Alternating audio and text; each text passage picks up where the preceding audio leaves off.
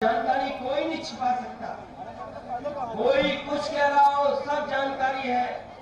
इसे लड़ाई अलग तरह की है। ये जो आने वाले समय में जो संघर्ष है वो अलग तरह का है। भारतीय जनता पार्टी हमारे पिछड़ों को, दलितों को उनका हक सम्मान नहीं देना चाहती। उनका हक और सम्मान छीना इन्होंने, और इसीलिए अभी तक जाति जनगणना नहीं कराई। बताओ, जाति जनगणना होनी चाहिए कि नहीं होनी चाहिए? इसलिए होनी चाहिए क्योंकि भारतीय जनता पार्टी कहती है कि सब तो यादवों ने ले लिया, सब यादव ले जा रहे हैं। हम उन्हीं से कहना चाहते हैं जो जनता को गुमराह कर रहे हो। आप सभी जातियों को गिन लीजिए, सभी को गिन करके उनको आबादी के हिसाब से हक और सम्मान दे दो। यही हमारे संविधान में लिखा है, यही हमारे बाबा साहब अम्बेडकर जी कहते थे, यही हमारे डॉक्टर राम मनोहर लोहिया कहते थे। इसलिए इनसे सावधान रहो। जो लोग 100 को 112 कर सकते हैं, जो लोग 100 को 112 स्कूलों को रंगा करके अपना बना सकते हैं, शिलान्यास का शिलान्यास कर सकते हैं, उद्घाटन का उद्घाटन कर सकते हैं, हम तो कहेंगे पत्रकार साथियों, हमारे मुख्यमंत्री जी के सामने अपना नाम मत बता देना। अगर नाम बताया तो हो सकता है वो आपको नया नाम दे दें, आपका नाम बदल दें। ये नाम बदलने वाली सरकार, नाम बदलने वाली, काम रोकने वाली सरकार और चीजों को बेचने वाली सरकार, इन्होंने हवाई जहाज बेच दिए। कोई हवाई जहाज नहीं बेचता, इन्होंने हवाई जहाज बेच दिए। हवाई जहाज जहां खड़े होते हैं वो एयरपोर्ट बेच दिया। पानी के जहाज बेच दिए, पानी के जहाज जहां पर सामान उतारते वो पोर्ट बेच दिए। सरकारी संस्थाएं जो नौकरी रोजगार नौजवानों को देती हैं वो सब सरकारी संस्थाएं बेच दी। और याद रखना, अंग्रेजों ने एक कानून लाने का काम किया था। जिस समय ईस्ट इंडिया कंपनी व्यापार कर रही थी भारत में, एक कानून अंग्रेजों ने लाए और पूरा का पूरा कंपनी सरकार बन गई। ये लगातार जो कानून ला रहे हैं जिसका विरोध हमारे किसान कर रहे हैं, अगर किसानों ने विरोध किया तो भारतीय जनता पार्टी के गृह राज्य मंत्री के बेटे ने उन्हें गाड़ी से कुचल दिया। बताओ, ये कहां होता है दुनिया में? कहीं नहीं होता ऐसा कि किसी का आंदोलन कुचल दो। आपने गाड़ी में बैठ करके किसानों के आंदोलन को कुचलने के लिए किसान कुचल दिए। और हम लोग अगर आवाज नहीं उठाते, समाजवादी लोग नहीं निकल पड़ते, तो हो सकता है कि कानून भी कुचल देते। और अगर ये सत्ता और मिल गई अगली बार, तो हो सकता है भारत का जो संविधान बना है उस संविधान को भी भारतीय जनता पार्टी के लोग कुचल देते। इसलिए 3 कानून वापस हो। 3 कानून चलते रहे तो हमारी आपकी खेती छीन लेंगे। कोई बड़ा आदमी आएगा, सब ले लेगा खेती। हमें आपको नौजवानों को सपने दिखाए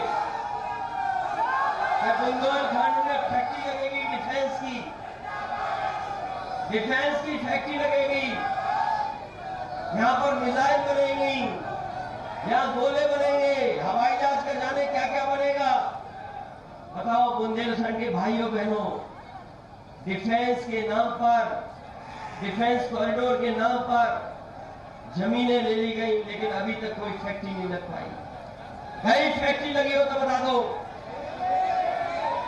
कहीं गोले की फैक्ट्री लगी हो तो बम गोले की तो बताओ। ये भारतीय जनता पार्टी का वही सुतरी का बम निकल रहा जो खुश हो जाता है। दिवाली आ रही है, कई बार पटाखे लाते हो आप, पटाखे चलाए वो खुश हो गए।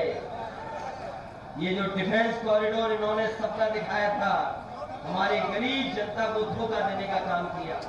बुंदेलखंड की हमारी गरीब जनता है, इसको धोखा देने का काम किया। इन्होंने डिफेंस के नाम पर जो गोला डाला वो खुश हो गया। कहीं फैक्ट्री लगी हो तो बता दो। और जब हवाई जहाज ही बेचती है तो हवाई जहाज का पार्ट कौन सा बनाओगे बताओ हमें। जब हवाई जहाज ही बेच दिए सब, हवाई जहाज खड़े होते वो एयरपोर्ट बेच दिए, तो कौन सी फैक्ट्री लगेगी बताओ। इसलिए इनसे सावधान रहना, ये झूठ बोलने वाले लोग हैं।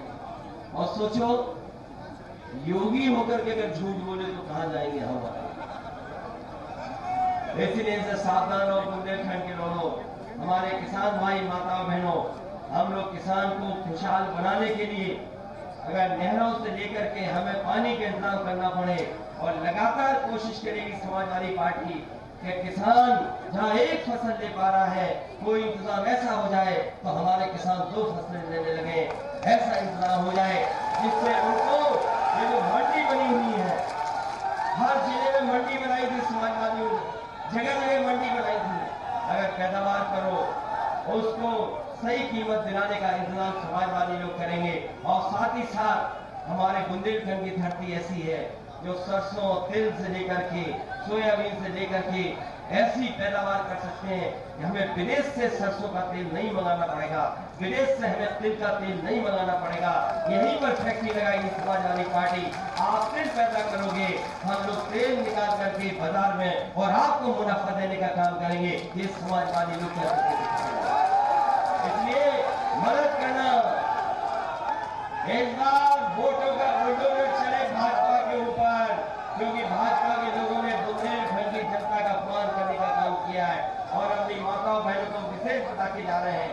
हम लोग अस्पताल भी बनाएंगे, आपके इलाज और इंतजाम करेंगे और साथ ही साथ अपनी माताओं बहनों को 500 रुपए की जगह 3 गुना कर करके समाजवादी पेंशन देने का काम करेंगे। इन्हीं चर्चा के साथ अपने सभी समाजवादी साथी जो मंच पर है उनका मैं धन्यवाद देता हूं, आभार प्रकट करता हूं, इस उम्मीद इस भरोसे के साथ कि यही जोश और उत्साह 2022 में समाजवादी सरकार को बहुमत दिला करके ऐतिहासिक जीत दिला करके सरकार बनवाने का काम करेंगे। आप लोगों ने कई बार जिताया, लेकिन जैसा जिताना चाहते हो इस बार बीजेपी को अगर पूरा का पूरा जिताया है तो समाजवादियों को एक बार पूरा का पूरा जिता करके दिखाओ, फिर बताएगी समाजवादी पार्टी कि बुंदेलखंड में काम क्या होता है, विकास क्या होता है, रोजगार कैसे मिलते हैं, नौकरी कैसे मिलती है। उस दिशा में हम लोग काम करेंगे। आप सबका बहुत बहुत धन्यवाद और बहुत बहुत आभार व्यक्त करता हूं।